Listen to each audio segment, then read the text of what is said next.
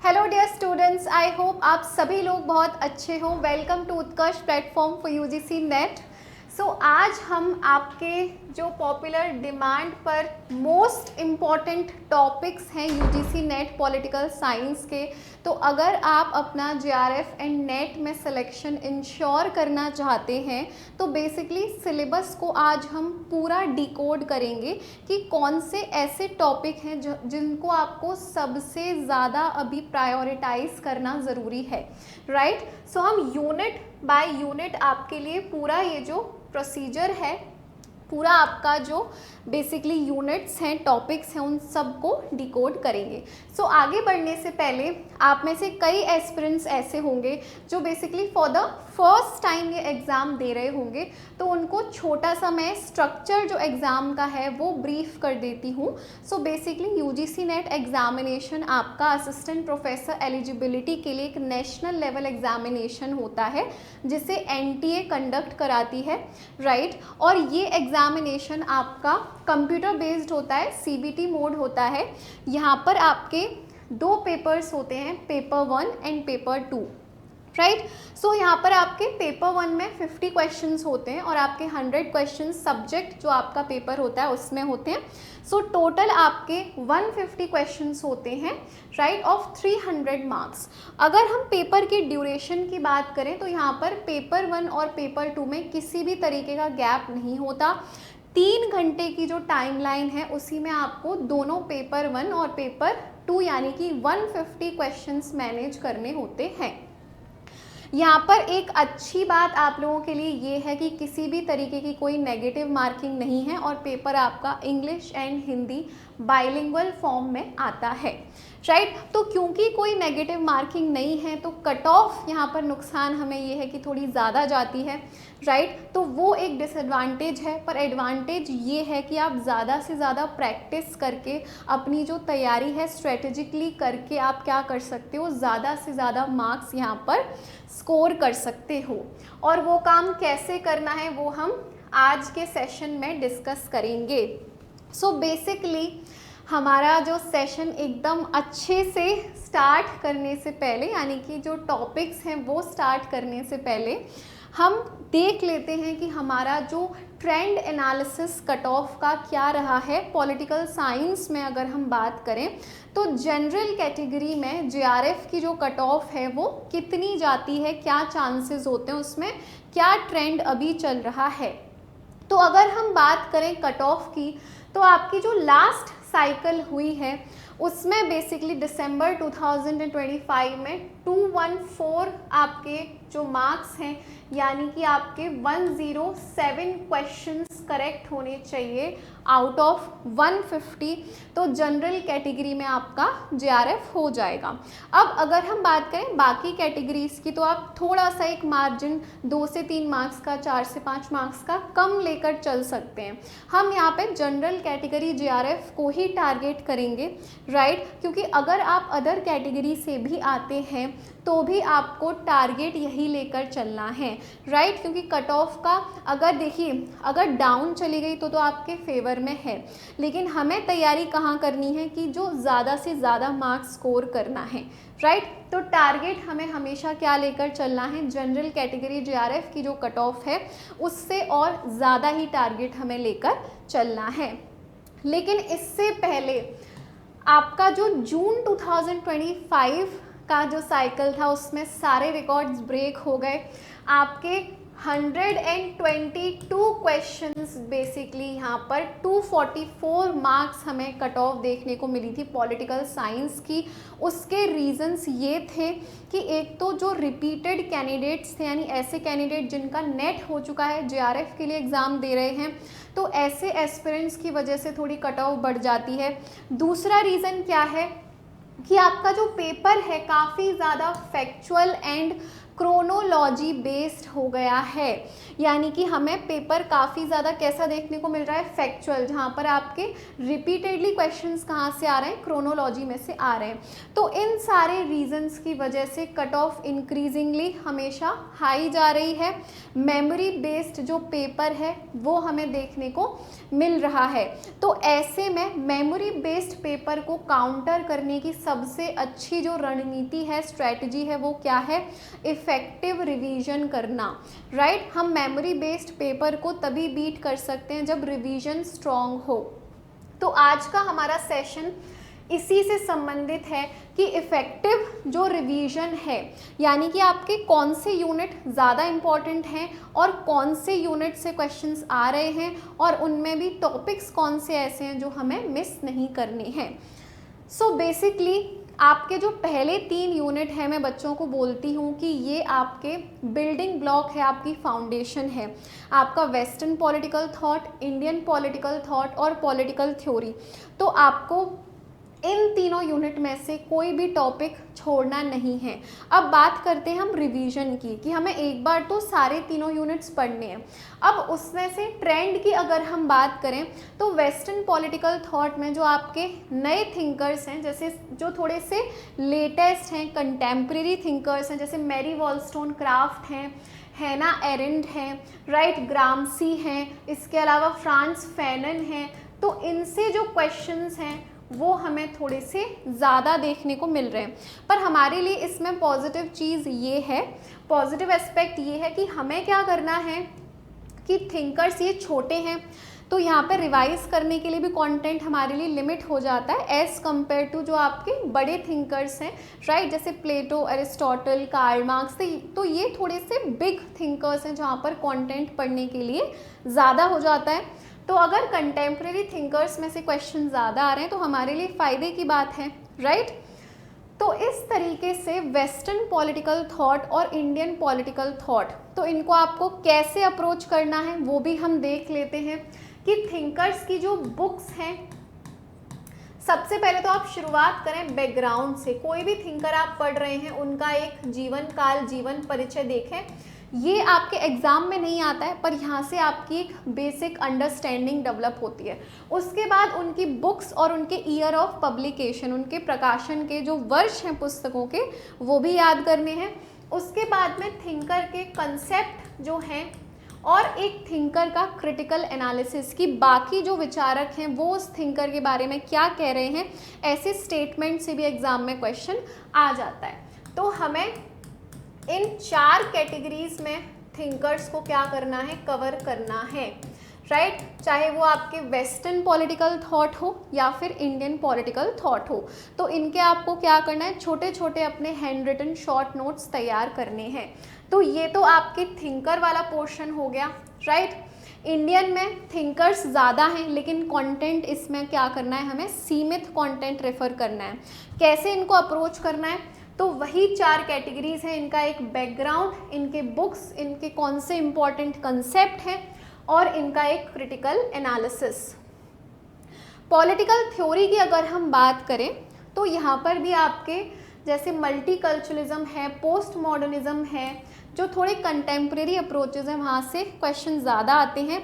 लेकिन शुरुआत के ये 3 यूनिट्स में फिर रिपीट कर रही हूँ, आपके फाउंडेशन का काम करेंगे।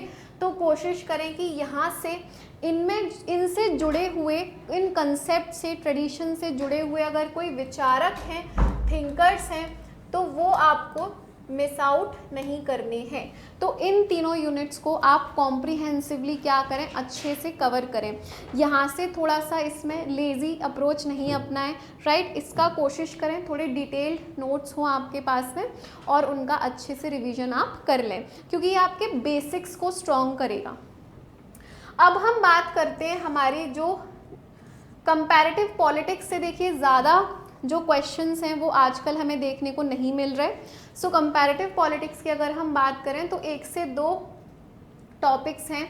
जैसे एक तो आपका political parties, right, interest group के जो टाइप्स हैं वहाँ से क्वेश्चंस आ जाते हैं। और एक आपका जो रेवोल्यूशंस वाला टॉपिक है ना, कि आपके जो ऑरेंज रेवोल्यूशन है, रोज़ रेवोल्यूशन है, इनके जो ईयर्स हैं वो आ जाते हैं। तो एक रेवोल्यूशन वाला topic, political parties interest group वाला जो टॉपिक है वहाँ से क्वेश्चंस रिपीटेडली आते हैं। इसके अलावा कंपैरेटिव पॉलिटिक्स में एज सच हमें बहुत ज़्यादा क्वेश्चन देखने को नहीं मिलते, राइट। इसमें रही बात आपके democratic elitism, classical elite theory, तो ये आप अगर पॉलिटिकल थ्योरी डिटेल में पढ़ेंगे तो वहाँ पर भी कवर हो जाएंगे, राइट। वहाँ पे आपके जो प्लूरलिस्ट थिंकर हैं, एलिटिस्ट थिंकर हैं, जब आप डेमोक्रेसी को डिटेल में पढ़ोगे तो वहाँ पर थोड़ा सा कवर हो जाएंगे, राइट। जैसे मोस्का, गैसेट, शुम्पेटर, एंथनी डाउन्स, तो वहाँ पर कवर हो जाएंगे। तो यहाँ पर वापस से करने की ज़रूरत हमें नहीं पड़ेगी, राइट। तो अगर लेटेस्ट ट्रेंड के हिसाब से ये यूनिट अभी उतना ज़्यादा इम्पॉर्टेंट हमारे लिए नहीं है।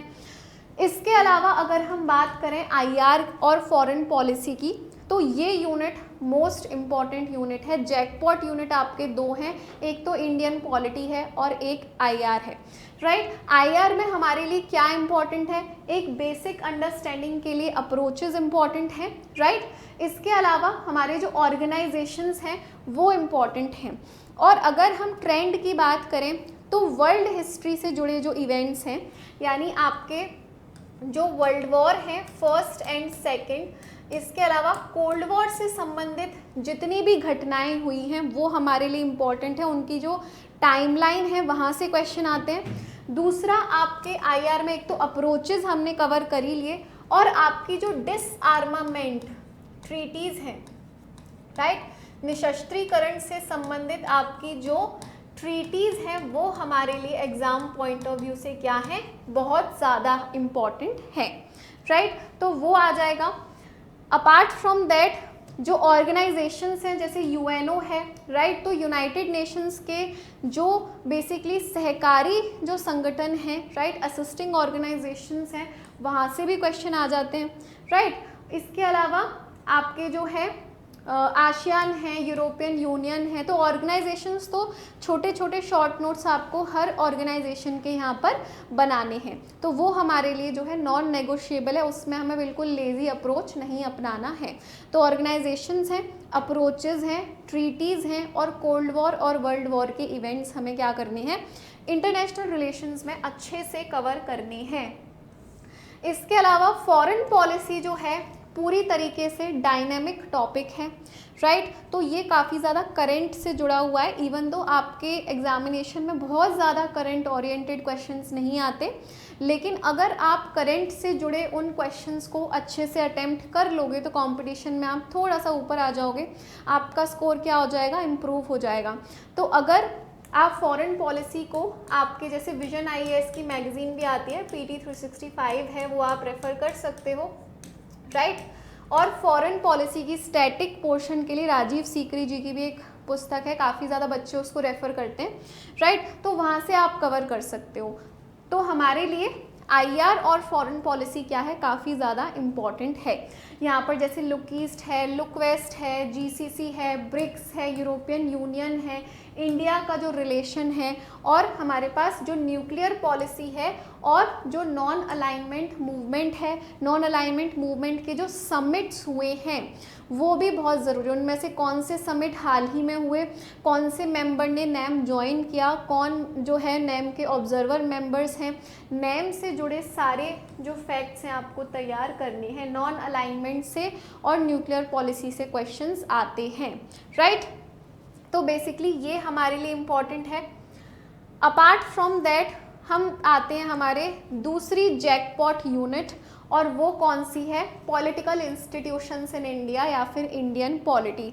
अब ये जो यूनिट है यहाँ पर भी आपके ना कुछ सेक्शंस हैं, जैसे कि आपके जहाँ से रिपीटेडली जो है आपके क्वेश्चंस आते हैं, उसमें एक तो आपके कमिटीज़ हैं, कमिटीज़ आपको नहीं छोड़नी है, जैसे सेंटर स्टेट रिलेशंस पे कोई कमिटी है, backward class, second backward class commission, first backward class commission, right. आपके जो है पंचायती राज से जुड़ी हुई कमिटीज़ हैं, कब बनी, उनकी जो टाइमलाइन है एज इट इज़ क्रोनोलॉजी में अरेंज करने के लिए पूछी जाती है, राइट। तो कमिटीज़ आपको मिस नहीं करनी। लैंडमार्क जो एक्ट हैं वो आपको मिस नहीं करने। जो इम्पॉर्टेंट संशोधन हैं, अमेंडमेंट्स हैं, वो आपको मिस नहीं करने, राइट। और इसके अलावा जो आपके 1773 के रेगुलेटिंग एक्ट से लेकर इंडिपेंडेंस ऑफ इंडिया एक्ट 1947 के जितने भी अधिनियम हैं, एक्ट्स हैं, वो आपको नहीं मिस करने, वहाँ से क्वेश्चन हमेशा आते हैं। तो यानी कि आपका जो कॉलोनियल हेरिटेज वाला ये जो टॉपिक है, ये हमारे लिए क्या है, सबसे ज़्यादा इम्पॉर्टेंट। इसमें क्या आता है, आपके 1773 के रेगुलेटिंग एक्ट से लेकर 1947 के इंडिपेंडेंस ऑफ इंडिया एक्ट तक के सारे जो अधिनियम हैं, एक्ट्स हैं, वो इसके अंतर्गत आ जाएंगे। तो ये 3 से 4 पोर्शन ऐसे हैं जहाँ पर इंडियन पॉलिटी से रिपीटेडली बार बार क्वेश्चंस आते हैं, राइट। इसके अलावा जो 10 शेड्यूल्स हैं हमारे, 10 से 12, राइट, जो 12 पूरे शेड्यूल्स हैं, जिसमें आपको जो है काफ़ी सारे शेड्यूल्स तो आपको पॉलिटिकल साइंस स्टूडेंट होने के नाते पता होंगे, राइट। और अगर नहीं है तो उनको एग्जाम से पहले अच्छे से क्या करना है, रिवाइज करके जाना है पूरे जो 12 शेड्यूल्स है, राइट। 11th एंड 12th हमें नॉर्मली पता होता है, बाकी के जो 10 हैं, राइट, तो उसको अच्छे से क्या करना है, तैयार करके जाना है। इसके अलावा अब हम बात करते हैं पॉलिटिकल प्रोसेस की। तो यहाँ पर जो 5 ईयर प्लान्स हैं वो हमारे लिए ज़रूरी हैं। इसके अलावा जो सोशल मूवमेंट है, जैसे दलित जो आंदोलन है, tribal movement, women movement, farmer movement, तो इनकी जो क्रोनोलॉजी है वो अच्छे से याद करनी है। इसके अलावा सिविल सोसाइटी फॉर्मेशन से देख सकते हो, बाकी सोशल मूवमेंट पे ज़्यादा फोकस करना है। और रीऑर्गेनाइजेशन ऑफ इंडियन स्टेट, जो राज्यों का पुनर्गठन है उससे संबंधित जो कमिटीज़ बनी हैं, और कौन सा स्टेट कौन से ईयर में बना, उसकी भी टर्मिनोलॉजी, उसकी भी जो टाइमलाइन है, क्रोनोलॉजी है, वो हमें पूछी जाती है, राइट। तो पॉलिटिकल प्रोसेस में आप इतना भी करेंगे तो इनफ है। इसके अलावा अब हम बात करते हैं जो पब्लिक एडमिनिस्ट्रेशन है। तो पब्लिक एडमिनिस्ट्रेशन में आपको कुछ भी नहीं करना। एम लक्ष्मीकांत की एक बुक है पब्लिक एड की, उसके स्टार्टिंग के जो 4 चैप्टर्स हैं वहाँ से आपको ये सारी यूनिट कवर हो जाएगी। तो उन चैप्टर्स की रीडिंग लगानी है। और चैप्टर्स के एंड में सबसे अच्छी बात ये है कि आपको चैप्टर वाइज क्वेश्चंस भी दिए हुए हैं प्रैक्टिस करने के लिए। तो पब्लिक एडमिनिस्ट्रेशन में तो कोई इशू नहीं है, बहुत ही ज़्यादा आपको देखने में लग रही है कि काफ़ी ज़्यादा थ्योरीज़ हैं, यूनिट्स हैं, पर बस लक्ष्मीकांत के 4 चैप्टर्स में, और 4 में भी जो 2 एक कंसेप्ट वाला जो आपका एक चैप्टर है ना, शायद सेकंड वाला है, उसको आप छोड़ सकते हैं। थोड़ा थ्योरीज पे ज़्यादा अपना फोकस रखिए, राइट। तो ये आपका एम लक्ष्मीकांत के चैप्टर्स से कवर हो जाएगी ये यूनिट, राइट। तो यहाँ पर आपको वैसे ही चिंता नहीं करनी। और देखिए जो काफ़ी सारे स्टूडेंट्स हैं अब वो कहेंगे कि मैम लास्ट साइकिल में पब्लिक एडमिनिस्ट्रेशन से क्वेश्चन नहीं आए थे, तो इसका मतलब ये नहीं है इस बार नहीं आए, राइट। तो इतनी ओवर स्मार्टनेस हमें नहीं दिखानी है, भारी पड़ सकती है। तो हमें क्या करना है, पब्लिक एडमिनिस्ट्रेशन को भी अच्छे से तैयार करना है। अब बात आती है हमारी जो 10th यूनिट है, गवर्नेंस एंड पब्लिक पॉलिसी। तो ये जो यूनिट है इसमें आपके जो स्कीम्स हैं, जैसे आपकी ड्रिंकिंग वाटर, फूड सिक्योरिटी है, राइट, हेल्थ है, तो इनसे जुड़ी हुई कुछ स्कीम्स हैं गवर्नमेंट की, वहाँ से रिपीटेडली क्वेश्चंस आते हैं। तो एक गवर्नमेंट स्कीम्स वाला पोर्शन अच्छे से तैयार करना है। इसके अलावा गवर्नेंस एंड गुड गवर्नेंस के जो क्राइटेरिया हैं वो आप देख लें। और पबेड की ही लक्ष्मीकांत अगर आप उठाएंगे, लोक प्रशासन की जो लक्ष्मीकांत बुक है उसमें अकाउंटेबिलिटी नाम से एक चैप्टर दिया हुआ है, और ये वाला पूरा पोर्शन आपका वहाँ से कवर हो जाएगा। इसके अलावा जो आपके एडमिनिस्ट्रेटिव रिफॉर्म्स कमीशन है, ARC है, फर्स्ट ARC और सेकंड ARC कब बना, उसके चेयरपर्सन कौन रहे, और उसकी जो रिपोर्ट्स हैं उनको उसी ऑर्डर में हमें याद करना है। तो ये जो दोनों ARC रिपोर्ट्स हैं और कमीशन है, इसको अच्छे से तैयार करना, ये लक्ष्मीकांत में से कवर हो जाएगा। ये आपको जो है नेट पर भी मिल जाएगा। गवर्नेंस, गुड गवर्नेंस की जो वर्ल्ड बैंक है, यूनेस्को है, उसको किस तरीके से डिफ़ाइन किया है, क्या क्राइटेरिया है, वो यहाँ पर आ जाएगा। गवर्नमेंट के स्कीम्स आ जाएंगे। और छोटे छोटे जो जैसे लोकपाल है, लोकायुक्त है, इसके भी आप क्या कर सकते हैं, A4 पेपर में 4 to 5 लाइन्स के अपने शॉर्ट नोट्स रेडी कर सकते हैं। तो आपके जो पॉलिटिकल प्रोसेस है एंड गवर्नेंस है वो आपके बहुत छोटे छोटे यूनिट्स हैं, उसमें आपको 4-5 दिन में आप क्या कर सकते हैं, दोनों यूनिट को अच्छे तरीके से सफिशिएंटली कवर कर सकते हैं। तो वहाँ पर आपको टेंशन नहीं लेना है। आपके जो लेंथी यूनिट्स हैं, अगर आप बोलें कि मैम सबसे ज़्यादा जो टाइम है हमें किस यूनिट पर देना चाहिए, तो एक इंडियन पॉलिटी पर देना चाहिए, क्योंकि यूनिट थोड़ी सी लेंदी है, पढ़ने को मटेरियल ज़्यादा है। और उसमें अगर रिवीजन की बात करूं तो ये जो 4 ऐसे एरियाज़ हैं जहाँ से हर साइकिल में क्वेश्चन आते हैं, राइट। तो लास्ट में क्या करना है, पूरा यूनिट अच्छे से पढ़ना है। कोई भी बुक आप रेफ़र करें, डी बासु अगर बच्चे पढ़ते हैं, बैरेक्ट पढ़ते हैं, लक्ष्मीकांत पढ़ते हैं, जो भी आपको अच्छी लगती हो, जिसकी लैंग्वेज आपके लिए कन्वीनियंट हो, वो पढ़ सकते हैं। और जब एग्ज़ाम बिल्कुल सर पर हो, राइट, उससे 1 वीक पहले क्या करना है, ये कुछ 3 से 4 एरियाज़ हैं, वो क्या करने हैं, अच्छे से रिवाइज करके आपको जाना है।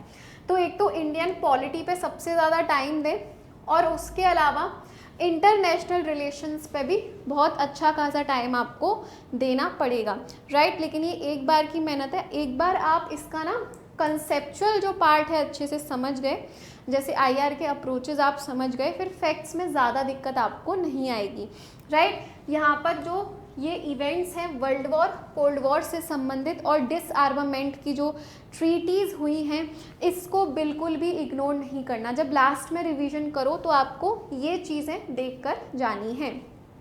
तो अभी तक अगर हम बात करें तो हमने क्या देखा कि जो स्टार्टिंग के 3 यूनिट्स हैं, यानी कि आपके जो थॉट वाला पोर्शन है, राइट, प्लस आपकी जो थ्योरी है, वो तो आपका क्या कर रही है, एक बेस है, राइट।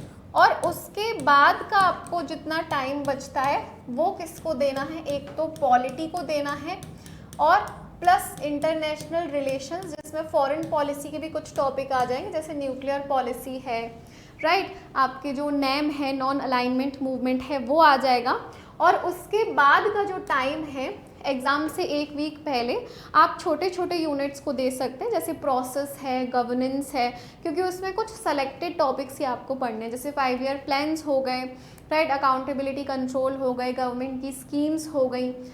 तो ऐसे छोटे छोटे टॉपिक्स ही आपको पढ़ने हैं। तो प्रोसेस एंड गवर्नेंस आप बिल्कुल, और उसमें ना सारे फैक्चुअल पोर्शन है, तो प्रोसेस एंड गवर्नेंस बिल्कुल एग्ज़ाम से 1 वीक पहले ही आप क्या करें, उनको तैयार करें, जिससे आपको याद रखने में भी आसानी हो। तो ऐसे आपकी जो स्ट्रैटेजी है वो रहनी चाहिए कि थॉट प्लस थिंकर्स आप अच्छे से तैयार करें। उसके बाद का अपना जो समय है वो पॉलिटी और आईआर को तैयार करने में लगाएं, और उसके बाद में जो छोटे यूनिट्स हैं प्रोसेस एंड गवर्नेंस, उसमें आपको अपना टाइम जो है वो देना है। तो इस तरीके से अगर आपकी स्ट्रैटेजी रहती है, आप अच्छे से सिलेबस कवर करते हैं, रिवीजन प्लस प्रैक्टिस अगर करते हैं, तो आपका जो जेआरएफ है वो कोई नहीं रोक सकता, उसमें सिलेक्शन आप अपना इंश्योर कर सकते हैं। अब नेट टू जेआरएफ वाले जो स्टूडेंट्स हैं कि जिनका नेट हो गया है और जेआरएफ में समस्या आ रही है, तो उनके लिए जो एक फैक्टर अक्सर होता है वो होता है पेपर 1 की। आपकी पेपर 1 के ऊपर जो कमांड है वो वीक रहती है, तो इसमें आपको पेपर 1 प्लस पेपर 2 को बैलेंस करते हुए चलना है, राइट। तो वो काम आपको बहुत स्मार्टली करना है। तो वो आपको जो स्ट्रैटेजी बनानी है वो बनानी है कि आप करंट में अभी कहाँ स्टैंड करते हो, आपकी पेपर 1 की अभी कितनी तैयारी है, उस हिसाब से क्या करना है, आपको टाइम उस पर देना है। सो चलिए, आपके जो पॉलिटिकल साइंस के और बाकी सब्जेक्ट्स के प्लस पेपर 1 के यूट्यूब पर फ्री ऑफ कॉस्ट जो है आरंभ सीरीज़ चल रही है, जिसका आप अच्छे से यूज़ कर सकते हैं। इसके अलावा पॉलिटिकल साइंस की जो है पीक डिटेलिंग सीरीज़ चल रही है, जो हमारे यूजीसी नेट एस्पिरेंट्स हैं उनके लिए। अपार्ट फ्रॉम दैट आपके एमसीक्यू बैचेस जो हैं सब्जेक्ट्स में वो भी रनिंग हैं, तो आप अच्छी प्रैक्टिस एग्ज़ाम को क्रैक करने के लिए बहुत ज़रूरी है, तो आप एमसीक्यू बैचेस में इनरोल कर सकते हैं। फॉर इंग्लिश, कॉमर्स, ज्योग्राफी, प्रतिज्ञा बैचेस जो हैं वो ऑनगोइंग हैं, आप वहाँ भी इनरोल कर सकते हैं। For history, Hindi, psychology, paper 1 and paper 2 में लक्ष्य बैचेस भी हैं, आप वहाँ जुड़ सकते हैं। अपार्ट फ्रॉम दैट आपको अगर कोई कंटेंट रिलेटेड असिस्टेंस चाहिए, कुछ एग्ज़ाम अपडेट्स चाहिए, तो आप टेलीग्राम चैनल से जुड़ सकते हैं। तो ये आपकी स्ट्रैटेजी रही, राइट, कि किस तरीके से आपको जो सारे यूनिट्स हैं, टॉपिक्स हैं, उनको अप्रोच करना है, राइट। इसी से रिलेटेड अपनी जो पेस है उसके हिसाब से स्मार्ट स्ट्रैटेजी बनाइए और आपका जो सिलेक्शन है कोई इम्पॉसिबल बात नहीं है, वो बिल्कुल इंश्योर हो जाएगा। सो इसी के साथ I wish you guys a very very good day.